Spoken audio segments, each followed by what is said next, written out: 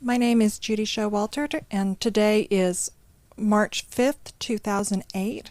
We are here with Aldrich Forrest, class of Randolph-Macon 1932. Mr. Forrest graduated in chemistry and then went on to have a career as a wholesaler in seafood, and has had a long and distinguished service to the college.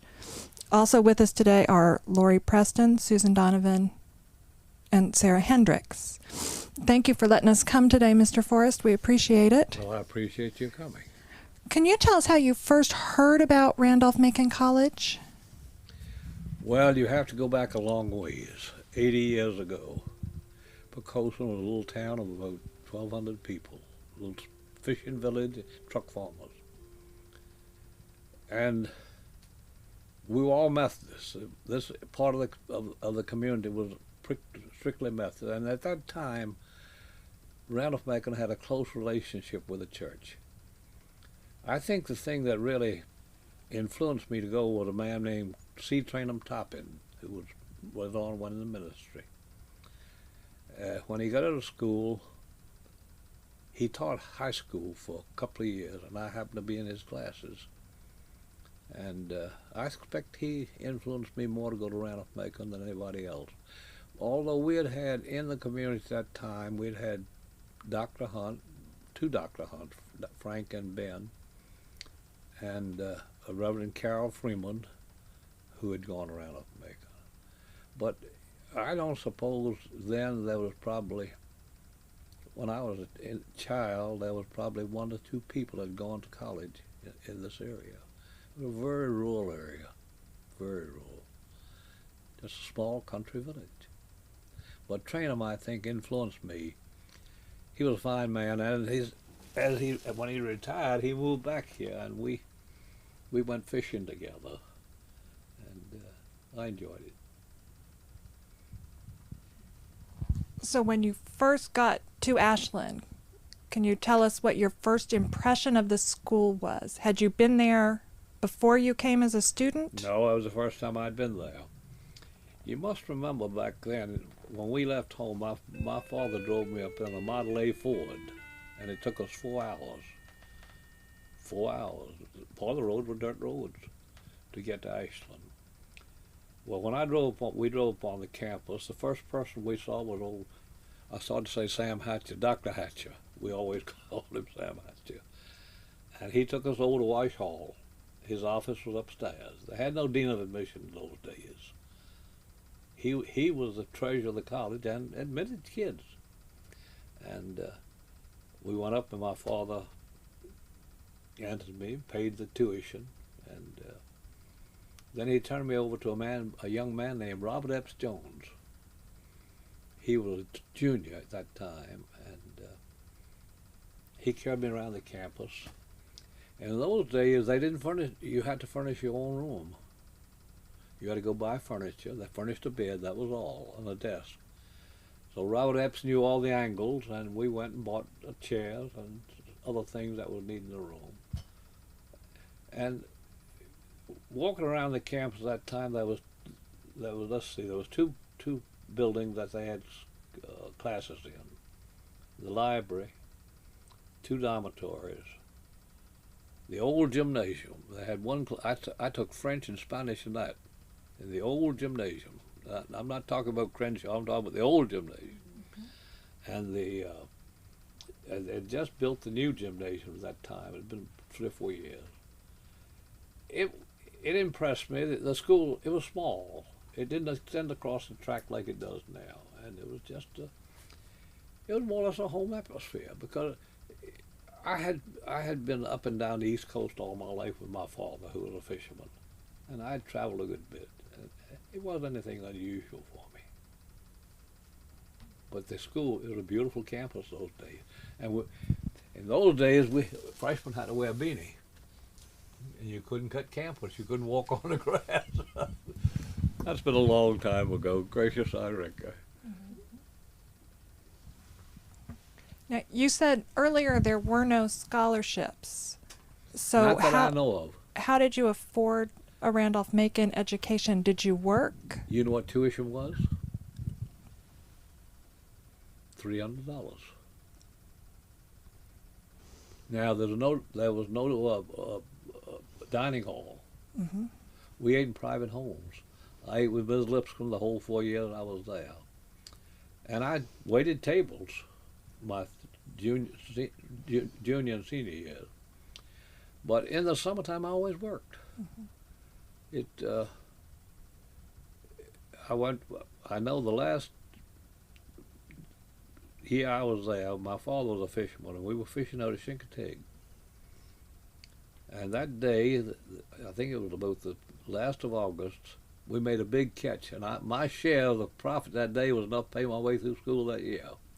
The prior years, I'd worked down at the railway in Hampton, and I'd worked at Sam Watson, who was an electrician. Young men those days worked, and it didn't take a whole lot. See, there was no laundry there. We sent our laundry home, and my mom would send it back to me with $1 in it, which was my spending money for the week. A lot of changes. Mm-hmm. And where did you live? Where did I live? Mm-hmm. New dormitory on the, what do you call it now, Thomas Branch? Thomas Branch. I lived on the middle section of it, on the first floor, in the end room, 4 years. Same room, 4 years? Same room, 4 years. That's unusual. I had a private room. I didn't have a roommate. I had a private room. And there was, I think about it now, we were young people away from home, but we behaved ourselves. We had some water fights up and down the halls and things like that, but other than that, we monitored ourselves pretty good.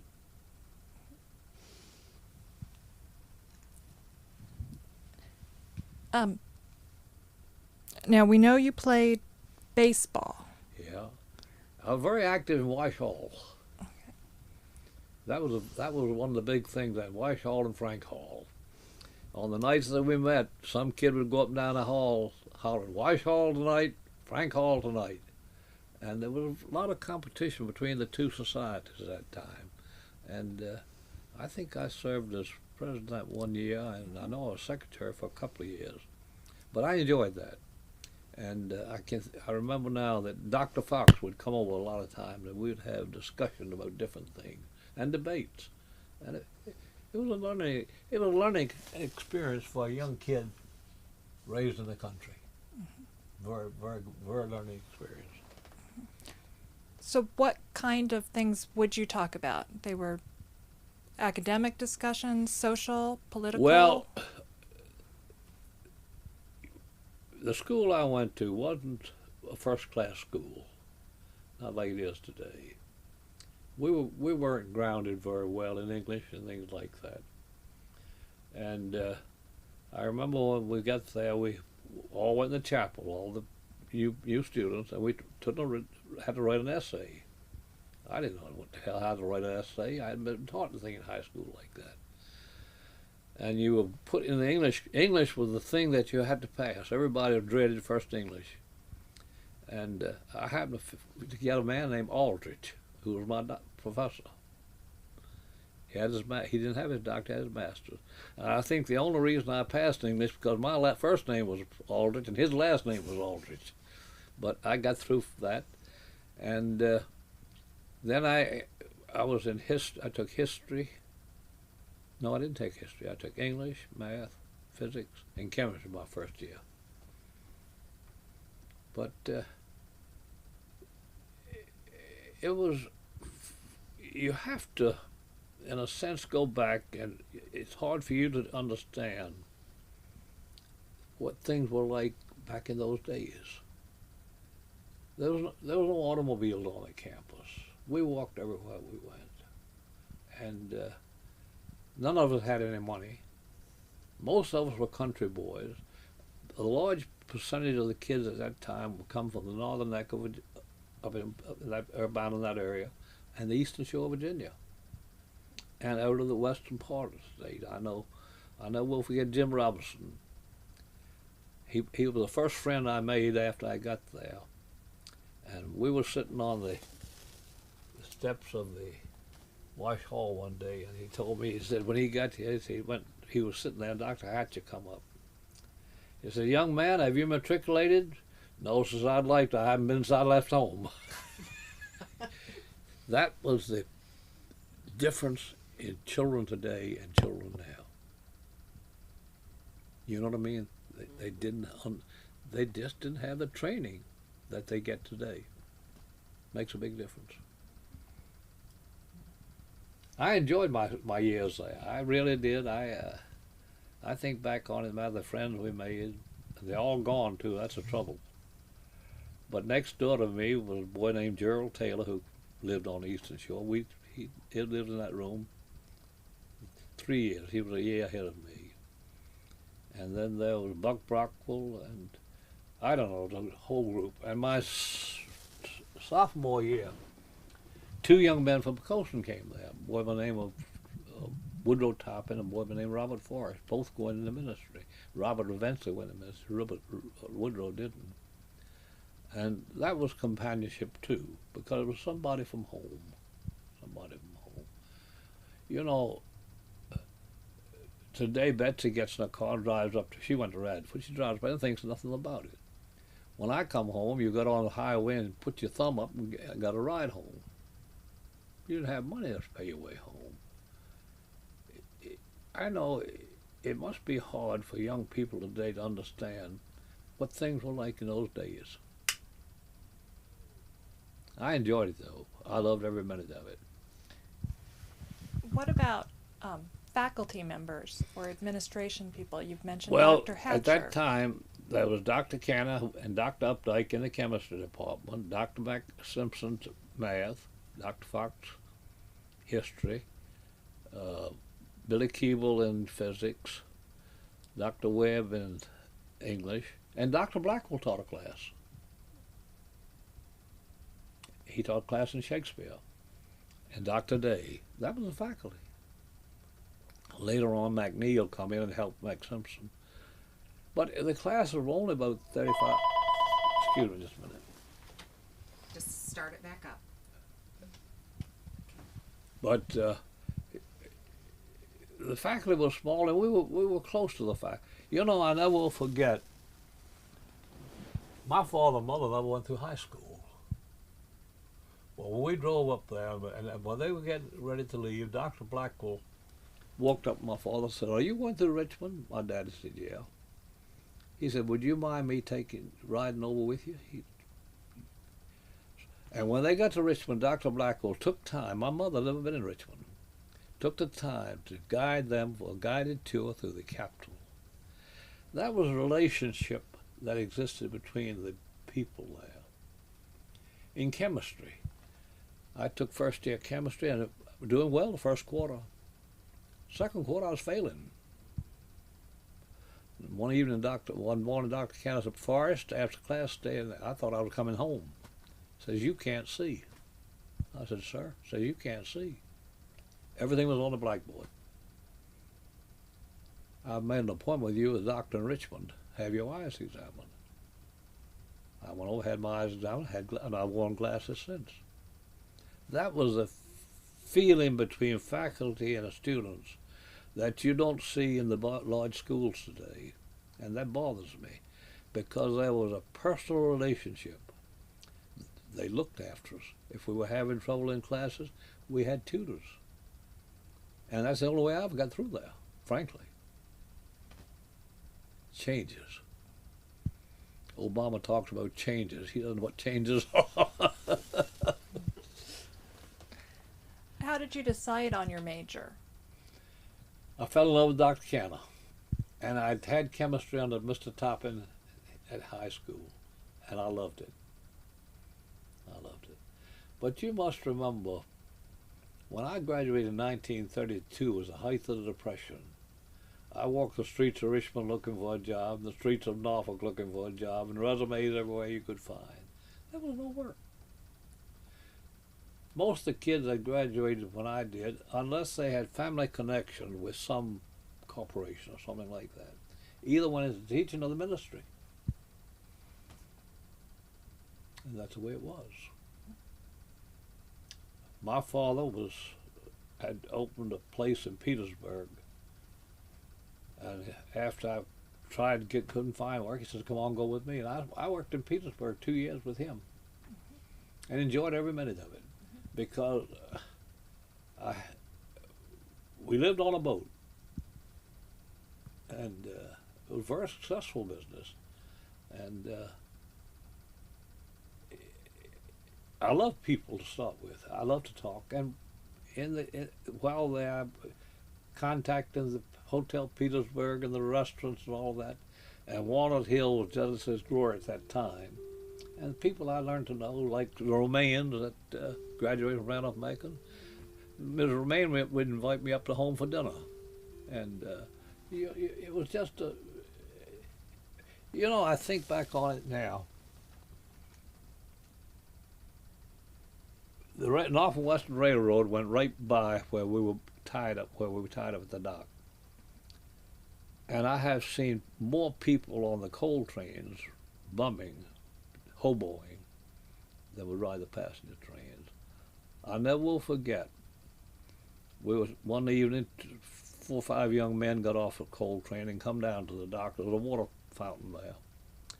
And we had a big cage anchor. You don't know what it is, but it looks like it has where you anchor a boat with, weighed about 500 pounds. And one of them looked at it and said, "The biggest damn coal pick I ever saw in my life." That was tough times. I don't want to see that anymore. So following graduation, you worked for your father for a couple of years. 2 years. Then in '35, my brother-in-law opened a seafood business in Hampton, Hawkins and Forrest. And we operated, he died in '41, and I operated it by myself. And in '43, I bought property over on Sunset Creek, which is a tributary of Hampton Creek, and built a plant over there. And at that time, I was having some serious health problems. And I took a young man named Ralph Marshall, who was from Chrisfield, and we changed the name to Hampton Road Seafood in 61 or 62, I don't remember. And we were very successful. He loved to work the plant. I loved to get on the road, and I traveled. Because in those days, you didn't have the internet. When you used a telephone, you got an operator to make a long-distance call. So I got on the road, and I worked. We covered everything east of the Mississippi River. I would start in Buffalo and be all the way down to Mobile or New Orleans and that area, Galveston. And we built up quite a business by doing that. And Ralph ran the business more or less. I was on the road, and I enjoyed it. I love to talk to people, and you meet a lot of people. Like that. Did you stay in touch with Randolph-Macon after graduation? No, I didn't for the first 20 years. I was too doggone busy trying to make a living. But I can't remember the man's name now. He eventually moved to Salem. He had some kind of a job like you've got now. I used to hear from him, but I don't anymore. But he come to the office one day, and we got to talking, and he talked me out of a little bit of money. And then in the year they had the 53 union, the old grads, that really got me started. I never will forget, I'd had cancer, and my doctor told me, he said, "You'll get 5 years." I said, "I'm going to get more than that. I want to go to the old grads." That's been 30-some years ago. Wow. And I went to the old grads, and I fell in love with a man there named Legacies Payne.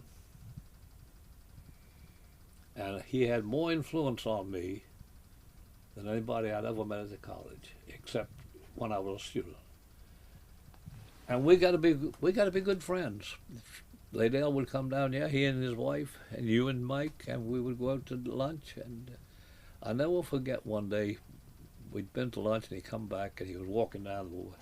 He's just so peaceful and quiet. But Laydale had more influence on me, and at that time, my daughter was teaching school in Hampton, and she'd come home and tell me, "Daddy, there's so many kids that need to go to school that can't afford it." And I well remember the first kid I took up there was one of her students, and we had lunch with Dr. Payne, and he was admitted, smart as a steel trap. And from then on, I watched the kids at church that I knew, and the young people that she would tell me that she was teaching that needed to go to college. And most every year after that, I'd take 4 or 5 of them up there. Got to be good friend with John Cronkite, and he would take some, and some I thought he ought to take, he wouldn't take. I never understood why. But over the years, I think Laydale influenced me more than anybody else. I thought the world of Dr. Moreland. I knew him very well, but Laydale had a way of doing things that I really liked, and I set scholarship up. I was going to wait a year or two because I think I gave stock and I thought it was going to go up, but he was leaving, and I thought to myself, I'm going to make that a legacy for him, and Margaret and myself decided we'd do it then. The thing that bothers me, they didn't do as well with it as I did.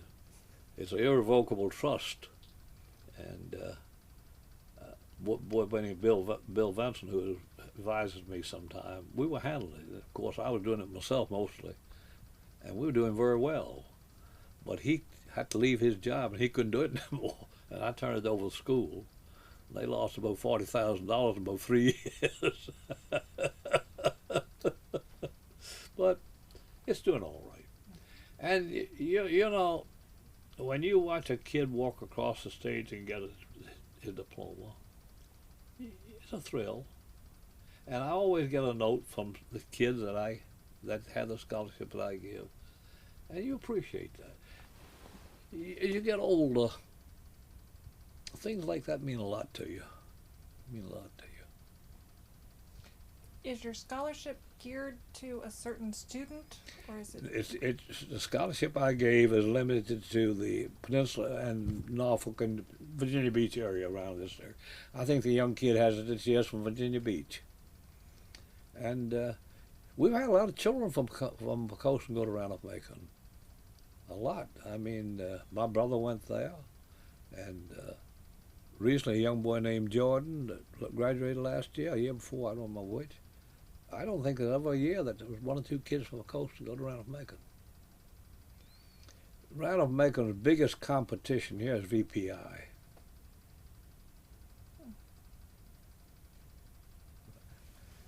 Those kids from VPI, that football team means a whole lot to them.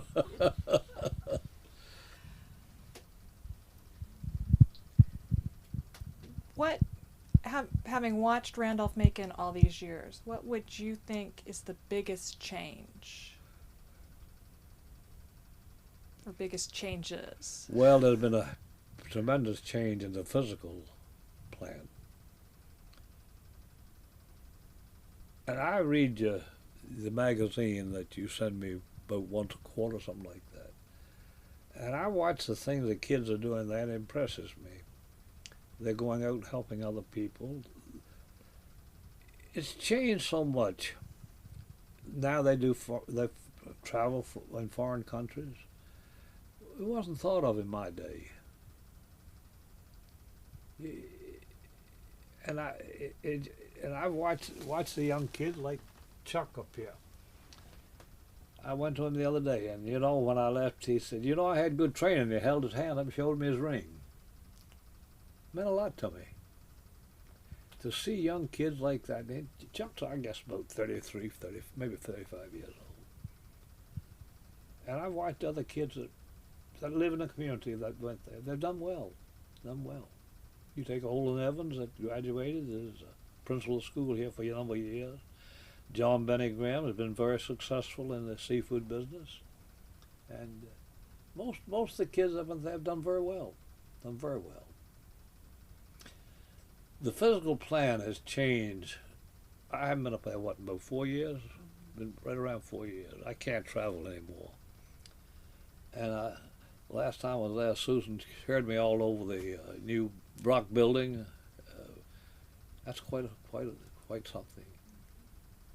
And to think back when we were there, had that little gymnasium, and then later on the other gymnasium had a swimming pool in it. That was something unusual for a country boy. But you know, I think back when I went there, the kids that go there, they're different. We were all from rural communities, mostly. Good many from Richmond. A lot of boys from Richmond, and Hanover County went there. One of my best friends was Monroe Splicer, who went on to become head of the chemistry department at Georgia Tech.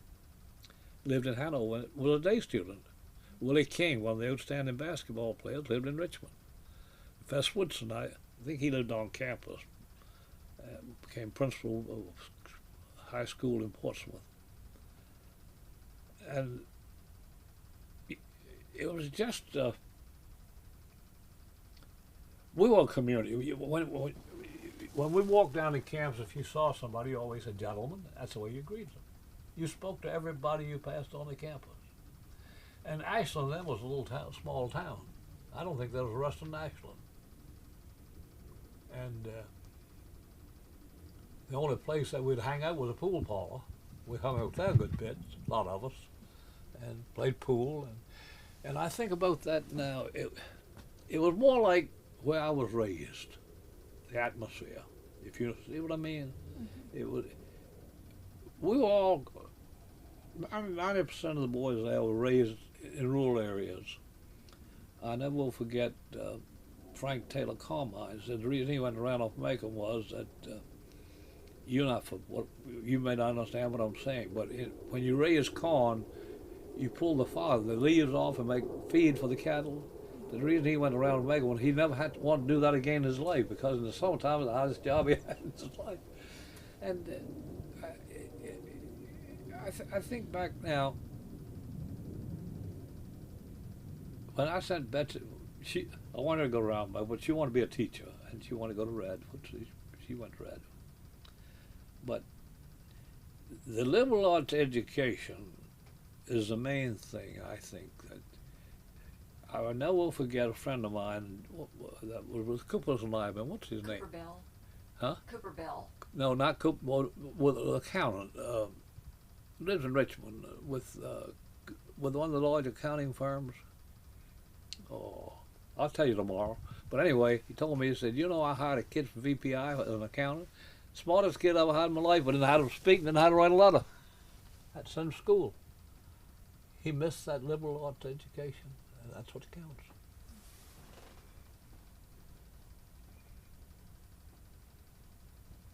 Randolph-Macon has changed, my dear, from what it was when I was there. 300 kids then, what, 1,500 now? Not quite. There was no girl. To show you how different it is now, there was a girl named Red that lived right around that wet school, and she took biology under Dr. Bulletin. And I never will forget, we were studying the sex lives of different species, and every time he talked about it, he blushed. That's how times have changed. Bugs Bulletin, we always had a nickname for him, but I think back now, I'd like to live it over again. But I've made some good friends up there, and I'd let's forget back, but the years do something to you. I'll be 97 years old in July. That's almost a century. Almost. It's hard to believe the changes I've seen, not only where we live, but at Randolph-Macon and in the whole business world. Hard to believe. Sometimes I wish I could write. I'd write a history of it, but I can't write anymore. I know I never could write very well. I took Spanish under, what was that man's name? I know he gave the exam papers. We were on quarter system then. And he gave them all those. So I got one I can't read the name on. I said, "Did it pass?" He said, "Yes." I said, "That's mine." But we've had a good life. My wife went to Mary Washington, and in those days I'd go up to see her. We'd get on an old number one and thumb a ride up, and she couldn't go off campus. No. And you had to see Ms. Bushnell before you could see her. She was Dean of Women. And then we'd get a ride back to Ashland and probably have 50 cents to go up there with, get a meal for a quarter, and change our shirts in the hotel, turn them wrong side out or something like that. Different times. Now every kid on the campus got a car, hadn't it? Feels that way. When you're trying to park in the morning, it feels that way. I think there was 2 automobiles when I was there. And one of the biggest changes I saw while I was there, I hadn't thought about that. When I first, Gus Welch was athletic director and coach. And he was rough as a cob. And my 3rd year, they brought a man named Norman Shepard come in there as coach, an athletic director. And he brought in probably 15 or 20 boys from New Jersey. Good football players. But they were mostly of Portuguese or Italian descent. But they could play football. And we beat Richmond that year. That's the only time I remember we beat University. You know, I think back now, when I was there, we played the University of Virginia football. I'll never forget Buck Brockwell played guard. He weighed about 160 pounds. And one Sunday morning, he come in my room, he was beat up. I said, "What's the matter?" I said, "Them boys so much bigger, so they beat the hell out of us." Now, at that time, VPI had about 3,000 kids. The university probably had about that many. Now look at it now. Changes. How's politics on the campus? How are the young people up there voting? The young people we have right now are actually very conservative. Are they all conservative? When we do the mock polls and things, mock elections, the students vote much more conservatively, much more Republican than the faculty and staff. Good. Glad of that. So, we haven't done that yet this year. What year did you graduate from Randolph-Macon? 1984. 84. Susan, I'm getting old. What have you been there, about 30 years?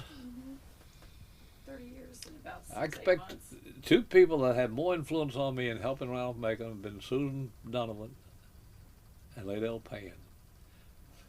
Susan is a member of our family and has been for a long time, and don't you think we don't love her. It's been a wonderful, wonderful trip down the road. A wonderful trip. Do you go to Randolph-Macon? No, I've been there just about 3 years working, but I've been to some other What is the places. percentage of boys to girls there now? Right now, it's about 55% female now. Do you have? It's not unique just to Randolph-Macon Shem. This is a nationwide trend. And there are more women in college than men. Is there many kids there studying for the ministry now? Not as many as when you were a student.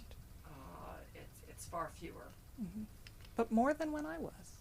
Well, you know, when I was there, they had a group called the Clericus that was ministerial students. They weren't fraternity members, but they had a group that called the Clericus, and they had a little place out on one, there was a building out there, a little restaurant, and they had a room off the side, and that's where they met. You know, that's a long time ago. Great. But what we've done for the school, we've done because we think a lot of young people is the future of the country, and It bothers me today somewhat that the schools don't have the influence on children they had when I come along. My daughter taught for 34 years, and she started to substitute, and she quit. She said, "I just can't take it, Daddy. You can't correct them anymore." It's something wrong down the road where authority doesn't mean it. We were talking last night about motivation. I said, Betsy, the biggest motivation is fear. That's my motivation for getting through college. Because if I come home, I knew what was happening. My daddy wouldn't like it, and my mama wouldn't either. Fear is a great motivator, whether people know it or not. And it's not there anymore. You take in this area, we're trouble with gangs. Out here? You'd be surprised. You'd be surprised. I have a source of good information. A young couple that live over in this house here. He's worked for me for, I guess, 30 years, and his wife is our companion. She comes in every day and stays with us. My wife's in a wheelchair. She can't has to go to the bathroom or take a bath. You know her very well, and she's the nicest person. But Charlie tells me all goes on, what goes on around. I don't know. I just hope. You know what bothered me in the magazine last time? Was the giving of the alumni. Mm-hmm. Why? Jim, in the last 5 to 7 years, there has not been the emphasis on funding positions or programming that needed to be done in order to do the outreach necessary. There have been some frozen budgets. What's happened in this past year is that's changing, and we're starting to see a major A little louder, increase. Susan. What we're seeing now is a major increase in the number of people that are making donations. In fact, right now at this point, we are almost at the level of donations that we were for all of last year. We're also now able to get out on the road and do a lot of the engaging. All these receptions that we're doing with the president right now, they're having a major impact. He's doing a great job in getting out and meeting the people. Because, you know, I think when I was working with the old grads, about 60% of the alumni contributes to the college. I noticed in this magazine, it's down to 6%. There's something wrong somewhere down the road. Somebody didn't do a job. I'm not talking about you, but in administrations, or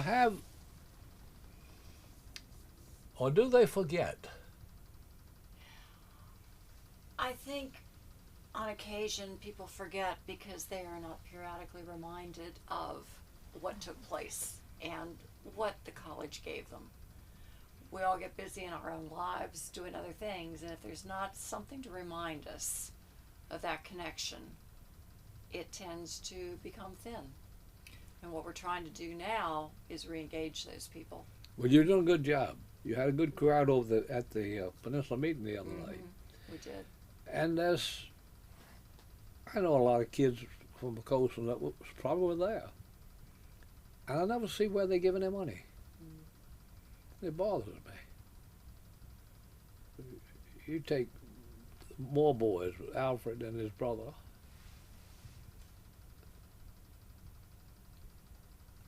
Well, money means a whole lot to some people. They have a it becomes almost an obsession with them. Never bothered me. If I had it, I had it. If I didn't have it, it didn't bother me. I knew I was going to make a living somewhere or other. And why? I don't understand why they don't support school more than they do. I just don't understand it. Because what they're doing, they were trained at Randolph-Macon to do. Well, I can preach a sermon if you want me to.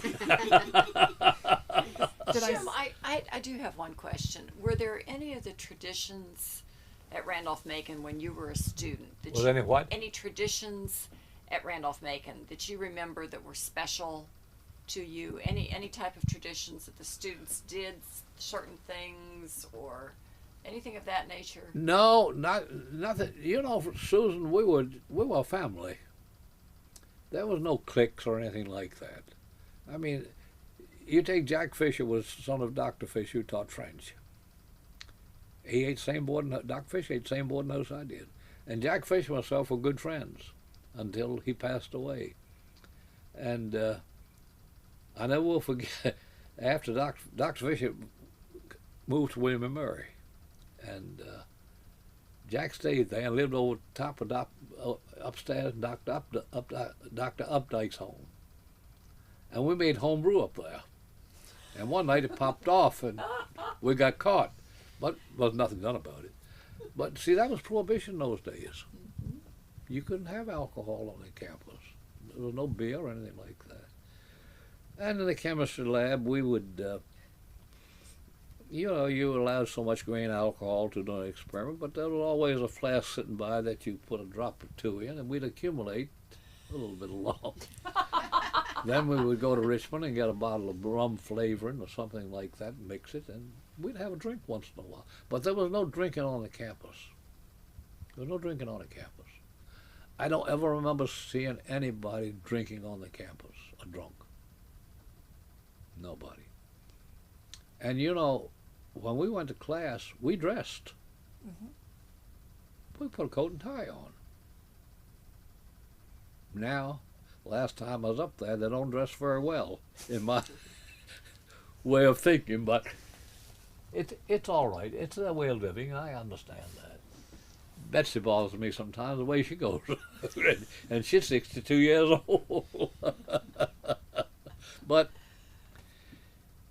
I guess over time you learn to adjust. We've had a good life. Margaret and myself have been married 72 years this July. Wow. That's a long time. That's a long People time. ask me how we stayed together so long. I said, I built my garage a long ways from the house. And when things get real rough, that's where I go. I can't do it anymore. But it's been a lot of changes. But Randolph-Macon, it has meant a lot to me. It really gave me the confidence and the ability to go in somebody's office and sit down and know I was on their level with them. I was just as well educated as they were. And when you go into New York, in the market there, those men up there that in Fulton Market, every one of them college graduates. And Sam Traeger, a good friend of mine, was a lawyer, but ran a fish market in Fulton Fish Market. Another one was, can't call his name right offhand. He had a son in the Foreign Service. A good many of them were Jewish. And I got to be good friends with them. And you know, in Pittsburgh, I used to travel Pittsburgh. Uncle Morris ran a live fish company. And he'd take me in his home, rather than go in a hotel. And in those days in Pittsburgh, when you went in the morning, if you had a white shirt on, you had to change it in the evening because it'd be black. It was a manufacturing town. But Randolph-Macon gave me that self-confidence, I suppose is a word, to go in anybody's office, sit down and talk to them. You try to get their business, explain what I was doing. And I had the ability to do it. Can't do it anymore. Sometimes my tongue gets twisted up and I can't remember like I used to either. But I'd still like to get back on the road. I enjoyed every minute of it. Enjoyed every minute of it. You're all doing a good job up there. Thank you. You're doing a good job. And I think this man you've got president now is going to do an excellent job. But I never will forget Lady L. Payne. You remember him? Mm-hmm. Doing well. He had the school at heart. There's one thing that has bothered me a bit, and maybe I'm wrong, I think the school has got away from the church a little bit on the pain, more than it should have. I think it'll come back now. Martin brought it back to a certain extent. And Martin was a good man, but I don't think he had. I don't think he was. I don't think he had the drive that some of the others had. You take Dr. Moreland. If you ever went there and you went back again, he knew you by your first name. And I thought the world of Dr. Martin. He'd been here a lot of time with you, and we've been out to lunch together. But of all of them, Liddell was my idol. Liddell's my idol. Well, anything else you want to ask me? Well, I just have one question. Oh. We have several pictures of the old library, but there's never any students in the pictures. Did you ever study in the library, or did you study in your rooms, or? Both. I love to read. I spent more time in the library than I did in my room. And often, downstairs in the library, the old magazines, like the Saturday Evening Post and Collier's, down in the basement, I spent more time down there than I did upstairs studying my lessons. But who was the librarian then? Can't think of her name. But we spent a lot of time in the library. Was it Flavia then? No, No, that it was would've been much Miss- later. Miss Sidner? She was Dr. Webb's wife. Oh, okay. I remember someone telling me about that. She was but I don't Dr. remember Webb's her wife. name. But She's in here. it was Mrs. Haley. Haley. Haley's wife. Dr. Haley's wife, yeah, that's right. That's right. But, you know, that library was new when I went there. I hadn't been there very long. And that was where we would go night study. And in our room, too. We studied in our room, too. But there was no mimeographs or anything like that in those days. I mean, you took notes, and if you didn't take your notes and bring them in your room and write them up again and study them, you were in trouble the next day. They go somewhere. Betts is very active in the theater, over community theater, and Ellen is too, and they pal around a lot. Something else you want to ask me? Actually, I had a question about, in the yearbook they list you as an instructor in chemistry. Yeah. What did that mean? Well, the old lab, you don't remember it, but Dr. Canna would have instructors, when you done the lab work, a student, to go around and help kids with their, how to set it up and things like that. And I think I got maybe $25 a year, something like that, for doing that. And I enjoyed it. And you'd help, the freshmen would come in, and some of them never had chemistry before in their life. And setting up the Bunsen burners and things like that, you had to show them how. And that was what the instructor was.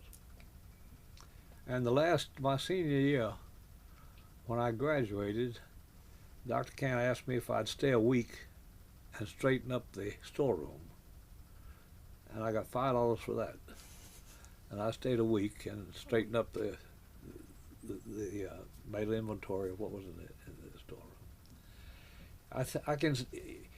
I think of him now. He was a big man.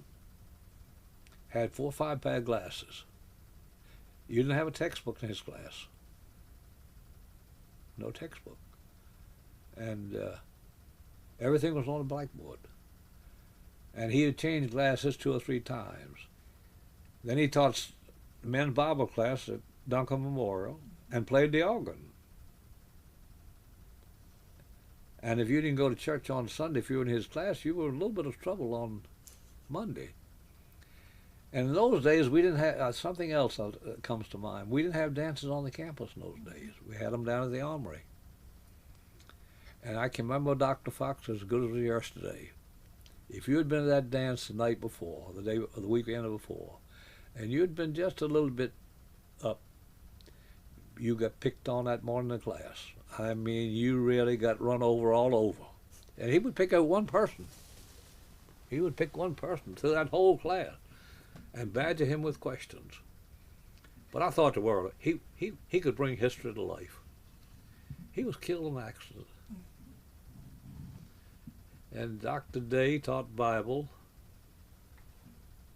And you know, you think back on the things that come to mind. I remember Dr. Webb in English. And I don't know what we were studying the English poets one time. And I don't know how the discussion come up. But he said, I'll tell you one thing. We were talking about revolutions in where the things were written in those days. He said there was one man that created the greatest revolution that ever was Jesus Christ. So of all the revolutions that would happen in this world, that was the greatest. And you stop to think it was. It was. And things like that, you don't have a lot of time to sit and reminisce when you can't get around. And I sit here, and sometimes those things will come to mind. I sit here and think about them. I have a lot of hobbies. I did. I love to build boats. You know how long it takes to build one of those? No idea. 1 year.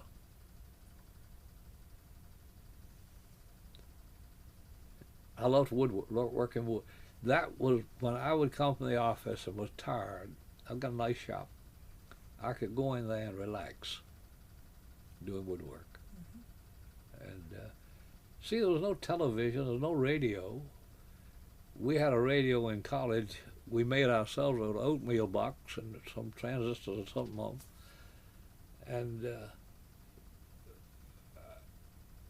I think back now, families we visited in rural areas.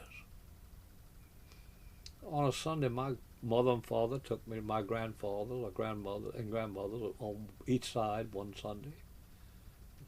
You don't do that anymore. You stay home and watch football. There's something lost somewhere along the way. What it is, I don't know. But it bothers me.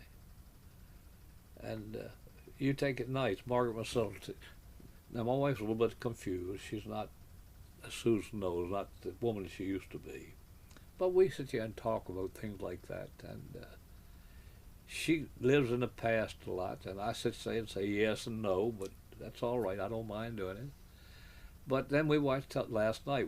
We sat up till about 11 o'clock. I want to see how the election was going. And we get up about 8, 9 o'clock in the morning, and Betsy fixes our breakfast, and Stormy comes in, and we're doing all right. I'm trying to make 100. I don't know whether I'm going to do it or not, but I'm shooting at it. Got 3 more years to go. Margaret will be 98 in June, and we're going to be here a while yet, I hope. We hope. Lucille's doing all right. Good. I talk to her every day, and Donnie comes by, you know, Sandra's husband. He's a ray of sunshine when he comes in. And but I think back on my days at Randolph-Macon, they were really the foundation of what I am today. The success I've been. And I've had my failures. I've been as broke as you can get. But I've always come back. And I've always attributed to the fact that it gave me an understanding of what must be done to be successful. And my brother was the same way. You didn't know him. But he finished, I can't remember what year. 39. But I know when he got out, he couldn't get a job. Well, I knew he had a shipyard, Newport News Shipbuilding Rider Company, so he got a job, and he worked there about 2 or 3 years. Then a friend of mine had a seafood business, and he wanted somebody to take it over, and GS took it over, and ran it, was very successful. But life goes on. You take it day to day, that's all you can do. And if any way I can help you up there, I'll do it. And one of these days when we're gone, somebody will get a little bit of money from us, if it's any left. You know, it bothers me what it costs a kid to go to school today. And I don't know any way out of it. $300, what is it, 38, 32, 33,000 now? It's around 36. In 80 years, from $300 to 30-some thousand. I was thinking, I ate with Ms. Lipscomb 3 meals a day, 7 days a week. You know what it cost? $20. $20. Year, a month. 3 meals a day, 7 days a week, $20. And we had good food. Of course, the soup was always thickened with the oatmeal that was left over from breakfast, but it was good food for $20. I don't know. Any other questions you'd like to ask me, young lady? Can't think of Have anything I specific. give you some idea what Randolph-Macon was like? Yes. Absolutely. Very interesting, and we It- really do appreciate your time very much. You know, I think back on it now, the friends we made there then, they were lifelong friends. Like Jack Taylor lives over in the Eastern Shore. I think Jack died recently. Buck Brockle, who went on to be superintendent of Suffolk Schools. Doug Williams, who was our pastor here for a year or two. And Lewis Morgan. I can't help but laugh at Lewis. Lewis had 2 daughters went around Macon. He said one day, he said, Shim, I got a pipeline running up there. I said, what do you mean? Said, all it is the money just flowing through it. But we've had a good life, Susan, and we've had good friends. Good friends. We have a lot of company. People come in, and we enjoy life. And I think back on it now that I hope the kids are doing the same thing we did. I never did belong to a fraternity, didn't have money enough. And I never will forget Racket Doyle, who went on to become, I think, head of the English department in Clemson. We were back at an old grad reunion. We were sitting, he said, did you have a college ring? I said, heck, college ring? I didn't have money enough to buy a college ring. He said, I didn't either. And there was a lot of boys from Dinwiddie at that time that went to Randolph-Macon. And they were good times. You know, a youngster today that doesn't enjoy going to college is missing something. Because in a small school particularly, there's a feeling of family. Like I told you a while ago, when you pass somebody on, you said gentlemen. I knew every man on the campus. Every man on the campus. And for recreation, you could go to the movies for a quarter.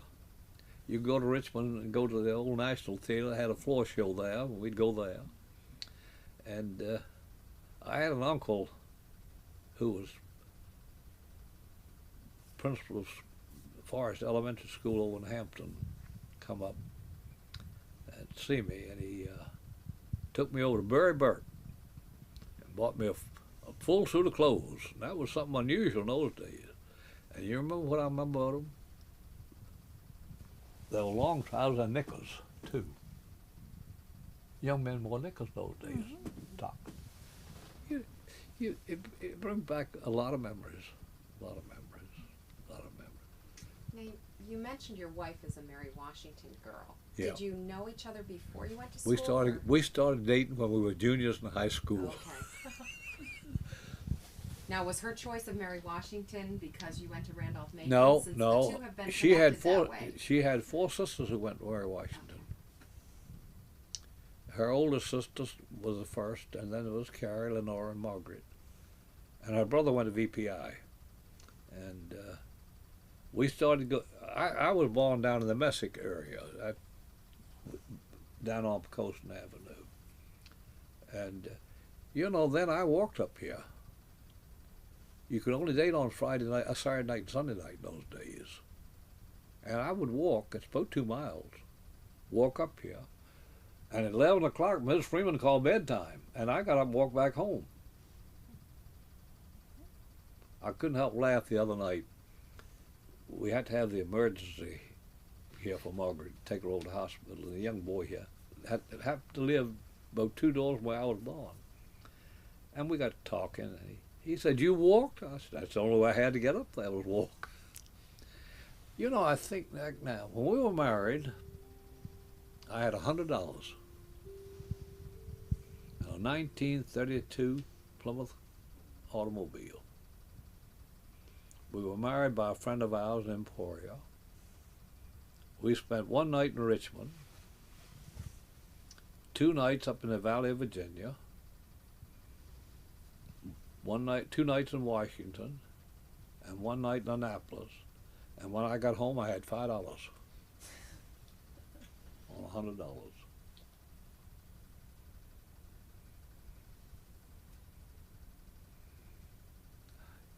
Do you ever listen to Channel 45, that's the U.S. Senate? On occasion. I do. I guess so. They're arguing the budget up there right now. That crowd of, I don't know. But, you know, I don't think people realize the danger we live in today.